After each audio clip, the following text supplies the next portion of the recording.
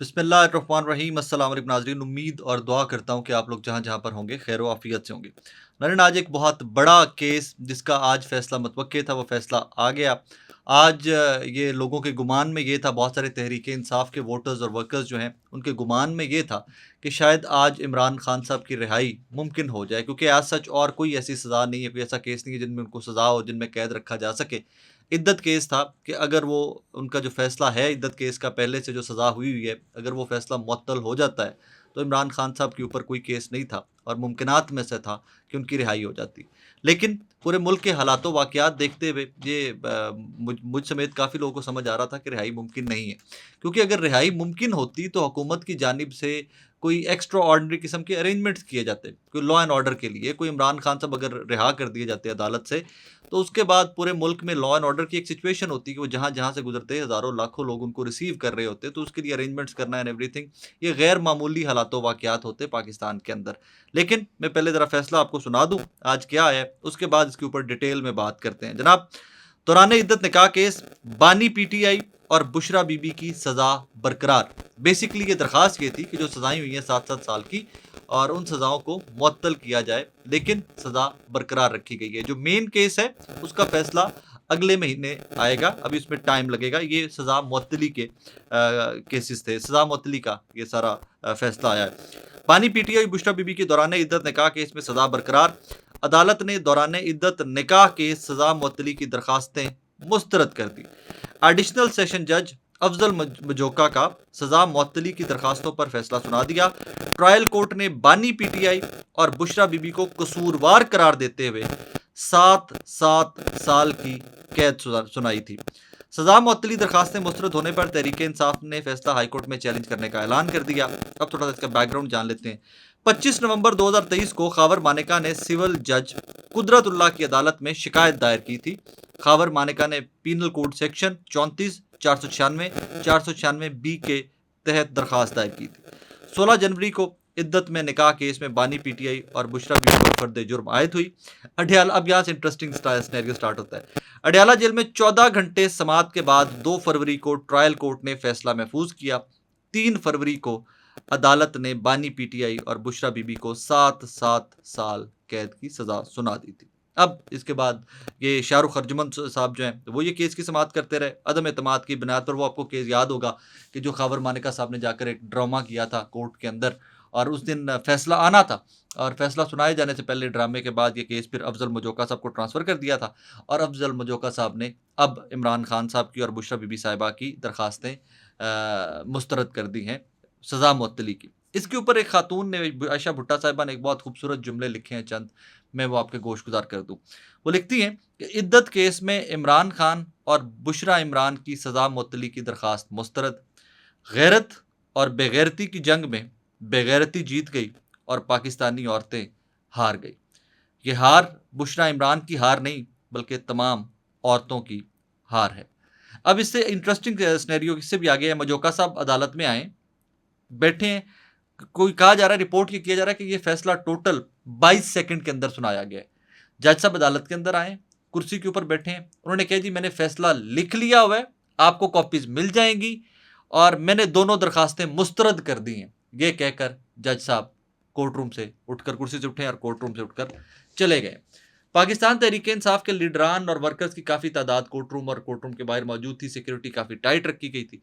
फैसला आने के बाद कोर्ट रूम के बाहर, अदालतों के बाहर एहतजाज भी हुआ है हल्का फुल्का, वहाँ पर कोई नारेबाजी भी हुई है। लेकिन बात वही है कि मैं इसको कोट करना चाहूँगा, कल फवाद चौधरी की गुफ्तगू के साथ मैं इसको मिलाना चाहूँगा। फवाद चौधरी साहब ने कहा कि जहाँ पर टेम्परेचर कम करना हो, वहाँ पर इद्दत में निकाह जैसे केस नहीं बनाए जाते। और ये एक वाहिद केस था जिसका उन्होंने रेफरेंस कोट किया अपने इंटरव्यू के अंदर, वॉइस ऑफ अमेरिका के अंदर, कि जनाब इससे ज़्यादा गैर इखलाकी, इससे घटिया हरकत नहीं हो सकती। और अगर इससे घटिया हरकत करने के बावजूद इमरान खान अपने स्टांस के ऊपर खड़ा हुआ है, उनकी जमात उनके साथ खड़ी है, उनका वोटर उनके साथ खड़ा हुआ है, तो हार किसकी है इखलाकी तौर के ऊपर? मुझे लगता है कि इखलाकी तौर के ऊपर आज इस मुल्क के अंदर गैरत की, सेल्फ रिस्पेक्ट की, औरतों के एक वकार की, औरतों की इज्जत की हार हुई है आज इस अदालत के अंदर। खावर मानेका नहीं केस जीते, खावर मानेका की तो नस्लें हार गई हैं। खावर मानेका की नस्लें जो आने वाली, मैं बार-बार इसके ऊपर बात कर चुका हूँ कि निकाह इद्दत में निकाह केस जो है, इसमें खावर मानेका साहब, उनकी नस्लें हार गई हैं आने वाली। आज के बाद जो भी इनकी नस्ल चलेगी, जहाँ से चलेगी, उसका रेफ़रेंस ये होगा कि ये उस साहब, ये उन शख्सियत की नस्ल है कि जिन्होंने अपनी साबिका बीवी के ऊपर इद्दत में निकाह का केस किया था। इन्होंने साबिका बीवी अपने बच्चों की माँ के ऊपर ये केस किया था और पूरी दुनिया ने फिर ये तमाशा देखा था। इससे गैर इखलाकी, इससे घटिया केस नहीं हो सकता था। लेकिन इमरान खान एक हिसाब से बहुत लकी हैं मेरे देखने के अंदर। इमरान खान के ऊपर हर हरबा आज़मा दिया गया और मैं हमेशा से कहा करता हूँ कि थप्पड़ मारने से डराना बेहतर होता है। तो जब आपने हर हरबा इस्तेमाल कर दिया, आपने हर चीज़ इस्तेमाल कर दी इमरान खान साहब के ऊपर, तो फिर भी आप उनके वोट बैंक को डैमेज नहीं कर सके, 1% डैमेज नहीं कर सके आप। तो फिर ये जो कर रहे हैं, उनके लिए सवालिया निशान है कि वो कहाँ पर खड़े हुए हैं। ऑडियो, वीडियोज़, किताबें लिखवाई गई, आईं, रेहाम खान साहिबा से स्टार्ट हो गई, फिर वो हाजरा साहिबा कोई खातून थी, एक वो किताब आई, वो एक इससे पहले भी एक खातून होती थी, जो पीटीआई का हिस्सा थी, आयशा गुल अली साहिबा, उनके इल्ज़ामात भी सामने आए। क्या-क्या नहीं हुआ, किस-किस बंदे की गवाही नहीं है। ओन चौधरी साहब जो करीब तरीन स्टाफ रह चुका हुआ था इमरान खान साहब का, उनकी गवाहियाँ डलवाई गई। ऑडियोज़ आईं, किताबों के अंदर इंतहाई गैर अखलाकी रेफरेंसेस कोट किए गए कि जी इमरान खान का फ़लाँ के साथ ताल्लुक था, फ़लाँ के साथ ताल्लुक था। फिर ऑडियोज़ भी मुजव्वज़ा तौर के ऊपर और वो मुबैयना तौर के ऊपर आईं। क्या कर लिया आपने? हार पाकिस्तान रहा है। इमरान खान कोई केस नहीं हार रहा, इमरान खान जेल के अंदर है, he is in the jail. हार वो तब रहे होते कि वो खान साहब अगर बड़े he was looking up to कि जी मेरी रिहाई, मैं पागल हो गया गर्मी में, यहाँ पर मेरे से नहीं जेल काटी जा रही, मैं मर जाऊँगा मैं। तो आप उस बंदे को हरा सकते हो जो हारने के लिए मेंटली हारा हुआ बैठा हो कि यार बस ठीक है, ये नहीं हुआ तो मैं हार गया। He is no bounds. Imran Khan की जुर्रत की, इमरान खान की हिम्मत की कोई लिमिटेशन अब है ही नहीं, कोई बाउंड्रीज ही नहीं। आप कुछ भी करते हो वो सुकून से बैठा, आप कुछ भी करते हो वो उसको सुकून से बैठा हुआ सब्र से बर्दाश्त कर रहा है। और इस एक केस के ऊपर मुझे कहने की इजाज़त दीजिए कि इस एक केस के ऊपर अल्लाह का कहर आएगा। इस केस के जो मुहर्रकात हैं, जिस तरह का ये गैर इखलाकी केस बनाया गया है, इसके ऊपर पकड़ अल्लाह की बहुत सख्त होगी। अब किस-किस के ऊपर आएगी, ये बात वक़्त साबित करेगा। एनीवेज़, आज एक और बहुत इम्पोर्टेंट केस था और वो केस था जनाब मखसूस नशिस्तों वाला केस। मखसूस नशिस्तों वाला केस मैं हमेशा से कहा करता हूँ, डर की बात नहीं है। ये जुरिस्डिक्शन की बात है, सब जुडिस मैटर है, इसके ऊपर बहुत ज़्यादा कमेंट्री नहीं की जानी चाहिए। लेकिन ऑनेस्टली स्पीकिंग, आज सारी समाअत देखने के बाद जिस तरह काज़ी फ़ाइज़ ईसा साहब रेस्क्यू करते रहे सिकंदर बशीर साहब को, इलेक्शन कमीशन के वकील को, या वहाँ पर मतलब क्या कहा जाए वहाँ पर। बाकी जो सलमान अकरम राजा साहब, फैसल सिद्दीकी साहब जब पेश हुए तो ग्रिल किया जाता था उनको, यहाँ पर रेस्क्यू किया जाता रहा। यहाँ पर तो आपको इत्मीनान से जवाब दें, आप रिलैक्स होके जवाब दें, आप ये था। और बाकियों को तो जवाब देना क्या, उनको बार-बार कहा जाता था कि सर जवाब दोगे तो आगे चलोगे। सलमान अकरम राजा साहब को तो एंड में भी आज जिस तरह वो थोड़ा-सा डिग्रेड किया गया कि उन्होंने वो जिस तरह चलें चलें जी सोमवार को समाअत। सो सिकंदर साहब जो हैं वो तो आज ब्लू आइड थे, लेकिन एट द सेम टाइम उनके कुछ तल्ख़ किस्म की बॉडी लैंग्वेज और वो सारा जो है वो आयशा मलिक साहिबा से भी हुआ, जस्टिस आयशा मलिक साहिबा से भी वो तबादला हुआ और फिर बीच में जजेस को इंटरवीन भी करना पड़ा। जस्टिस मुनीब साहब के सवालों के जवाब नहीं थे, अतर मिन अल्लाह साहब के सवालों के जवाब नहीं थे, क्योंकि एक बुनियादी फ़र्क है, एक बुनियादी पॉइंट है, हर चीज़ घूम फिर के बल्ले वाले निशान के ऊपर वापस जा रही है। आज जजेस बैठकर मुझे नहीं समझ आती, I am sorry to say that, मैं कोई वो हत्के इज़्ज़त या मैं उसमें नहीं जाना चाहता कि मैं किसी की तौहीन करूँ, मैं इसमें नहीं जाना चाहता। आप एक फ़ैसला देते हैं, उस फ़ैसले की बुनियाद के ऊपर पाकिस्तान का पूरा निज़ाम दरहम-बरहम हो गया, सियासी निज़ाम। डेमोक्रेसी की आपने धज्जियाँ उड़ा के जमहूरियत की रख दी। और आज अब जज है होते हुए सुप्रीम कोर्ट के अंदर बैठकर मुझे ये बताते हैं पाकिस्तानी को कि मेरे फ़ैसले को गलत इंटरप्रेट किया गया, उसकी तशरीह गलत की गई। तो हुजूर वाला ये आप लोगों का काम था ना उसकी तशरीह करना। जहां आपको लगा, जब प्रेस कॉन्फ्रेंस सारा टाइम हो रही थी, आपके खिलाफ 4 ट्वीटें और 4 व्लॉग होते हैं, तो आपको उनका पता तो होता है कि फलाना झूठ बोल रहा है जी मेरे खिलाफ बैठ के। आपको ये नहीं पता था कि पाकिस्तान के अंदर क्या हो रहा है, इलेक्शन कमीशन क्या कर रहा है, आपके आरओज क्या कर रहे हैं। आपको जब ये आइडिया हो गया कि भाईजान हमारे फैसले को गलत इंटरप्रेट किया गया, तो भाई साहब आपने स्टैंड लेना था ना उसके ऊपर। यू आर देयर, सो मोटो लेते कहते कि जनाब मैंने बल्ले का निशान लिया है, सिर्फ मैंने पार्टी खत्म नहीं की है। और इलेक्शन कमीशन ने तो अपनी मर्जी से सबको आज़ाद किया हुआ है, जिसका दिल करता है, जिसने सर्टिफिकेट भी दिया हुआ था पीटीआई का, जिसने अपने आप को पीटीआई का उम्मीदवार भी डिक्लेयर किया हुआ था, आपने उसको भी आज़ाद किया। और यहाँ तक कहते रहे हैं कि आज़ाद उम्मीदवार बल्ले का निशान क्यों नहीं ले सकता था? खुद बल्ले का निशान लेकर यहाँ तक मतलब जा रहे हैं लोग कि आपने खुद बल्ले का निशान आज़ाद उम्मीदवार ने क्यों नहीं अप्लाई किया था? तो भाईजान बल्ले का निशान लिया किसने था?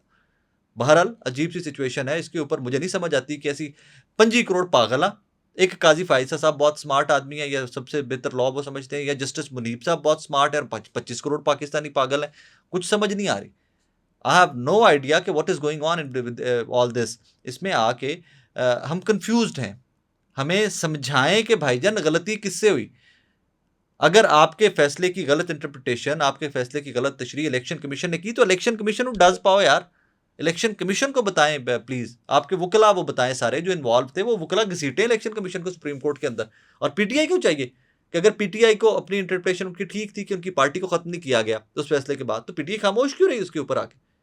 और ये आप क्यों नहीं कपड़े फाड़ फाड़ के चीखते सुप्रीम कोर्ट के अंदर कि भाईजान हमारे साथ जुल्म हुआ है, हमें इन्होंने गलत इंटरप्रेट किया है, इन्होंने हमें मरवाया है, इन्होंने हमें आज़ाद डिक्लेयर किया है। बहरहाल इसके ऊपर पीटीआई को थोड़ा सा बोल्ड स्टांस लेना पड़ेगा, सिकंदर साहब की तरह। जिस तरह इलेक्शन कमीशन के वकील कितने बोल्डली बोल रहे हैं और कितना बोल्ड स्टांस लेके खड़े हुए, वो तो बीच में वो भी घसीट के ले आए आइन भी पार्टियों का।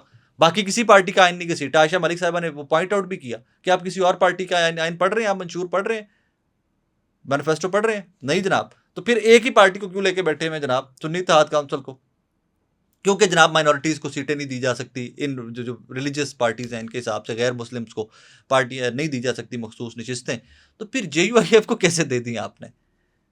क्या मतलब कमाल हो रहा है इस मुल्क के अंदर। ऑनेस्टली स्पीकिंग फ्रस्ट्रेशन बढ़ती जा रही है पाकिस्तानियों की, गुर्बत बढ़ती जा रही है, महंगाई बढ़ती जा रही है, लोग भूखों मर रहे हैं, बिजली के बिल लाखों लाखों रुपए आ रहे हैं, और बस मौजा ने सब दियाँ, ठीक है लगे हैं ਅਸੀਂ मेरियां आनियां जड़ियां वेखो, आ रहे हैं जा रहे हैं, आ रहे हैं जा रहे हैं, वेखो। बहरहाल मुझे नहीं समझ आती। और एक और चीज़, वो ये कल मैंने इसके ऊपर व्लॉग में मेंशन किया था कि जनाब जो अमेरिकन कांग्रेस है उन्होंने जो करारदाद पास की है कि पाकिस्तान के इलेक्शन फ्री एंड फेयर नहीं हुए थे, तो उसके ऊपर कल कल तक तो कहते रहे जी इन्होंने वो किया, इन्होंने फलां के हक में भी की हुई है, करारदाद पास से क्या फ़र्क पड़ता है, ये बाइंडिंग करारदाद नहीं है, ये नहीं है, वो नहीं है। आज चीखें निकल रही हैं जनाब। आज वज़ीर ख़ारजा कहते हैं कि अमरीकी करारदाद के जवाब में करारदाद लाया जाएगा, करारदाद लाई जाएगी। नायब वज़ीर आज़म और वज़ीर ख़ारजा इसहाक़ डार ने कहा कि अंदरूनी मामलात में किसी को मुदाखलत की इजाज़त नहीं, अमरीकी करारदाद के जवाब में करारदाद लाएंगे। जनाब आपकी अंदरूनी मुदाखलत की इजाज़त नहीं, तो साइफर केस है कि ये जिन्हें तुम सारे टंगे हो, तेरे तो पूरा मुल्क टंगया है मेरे समेत। वो क्या केस था कि जिसमें आज तक आप लेकर बैठे हुए हैं उसको कि जनाब मुदाखलत हुई है, इजाज़त नहीं। तो भाई अब कैसे इजाज़त नहीं? और फिर उन्होंने कोई बाइंडिंग थोड़ी है, कोई इम्पोज आप पे थोड़ी कर दिया कि that is what you have to do. एक करारदाद पास हुई है, अगर आपको लगता है कि अमेरिका के साथ आपके ताल्लुकात इस काबिल हैं कि आप उनकी किसी भी चीज़ को वेटेज देते हैं, तो आप उसके ऊपर एक इंक्वायरी करवा लीजिएगा। आपका नहीं दिल करता तो ना करवाइएगा। हाँ, बल्कि आप मज़े की बात तो ये है कि आप ये लेके आ जाएँ कि जी अमेरिका ने पाकिस्तान के अंदर मुदाखलत की कोशिश की है, सॉफ्ट इंटरवेंशन, इसके ऊपर ले आए आप एक करारदाद। फ़नी सिचुएशन ऑनेस्टली स्पीकिंग, क्या मज़ाक बना के रखा हुआ है इस मुल्क का। अपना ख्याल रखिएगा, दुआ में याद रखिए।